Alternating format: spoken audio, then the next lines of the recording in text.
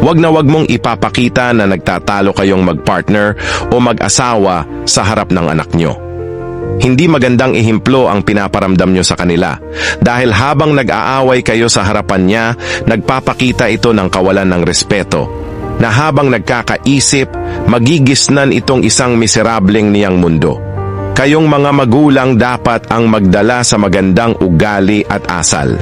Hindi yung kayong mga magulang ang magtuturo sa kanila ng hindi magandang katangian.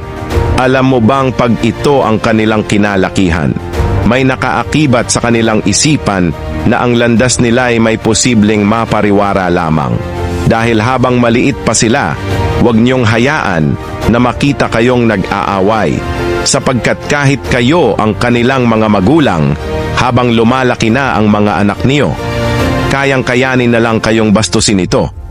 Mawawalan sila ng respeto at paggalang sa inyo.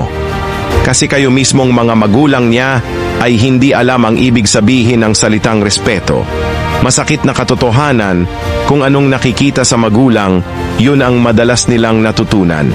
Kaya't kung mabuting kang magulang sa anak mo at tinuturuan ito kung paano magkapwa-tao, sila'y magiging mabuting anak na ipagmamalaki mo sa mundo.